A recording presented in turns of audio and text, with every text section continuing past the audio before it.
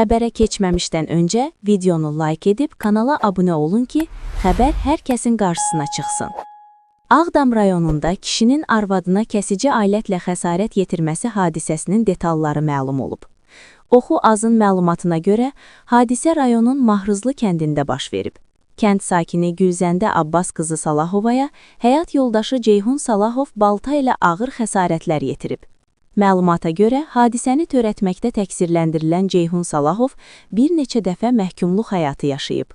O, narkotik aludəçisi olub və sonuncu cəza müddəti ötən ilin mart ayında başa çatıb. O, sonuncu dəfə narkotik vasitələrin qanunsuz dövriyyəsində təqsirləndirilərək həbs edilibmiş. Ceyhun Salahov cəzaçəkmə müəssisəsindən gələndən sonra mütəmadi olaraq ailədə mübahisə yaradırmış.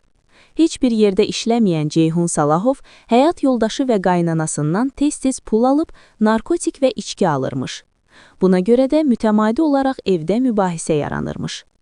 Ceyhun Salahovun oğlu Tural Salahov Xankəndi şəhərində tikinti şirkətində çalışırmış və hadisədən bir gün əvvəl evlərinə qayıdıbmış. Hadisə baş verəndə isə Tural evdə olmayıb. Oğlunun evdə olmadığından istifadə edən Ceyhun Salahov həyat yoldaşından narkotik üçün pul istəyib. Qadın isə ona pulunun olmadığını deyib. Buna görə də ər-arvad arasında dava başlayıb. Dava zamanı Ceyhun Salahov evin zirzəmisində olan baltanı götürərək qadına hücum edib. O, qadına baş və bədəninin müxtəlif nahiyələrindən xəsarətlər yetirib. Qadının öldüyünü ehtimal edən Ceyhun Salahov hadisə yerindən qaçıb. Polis əməkdaşlarının keçirdiyi əməliyyatla Ceyhun Salahov saxlanılıb.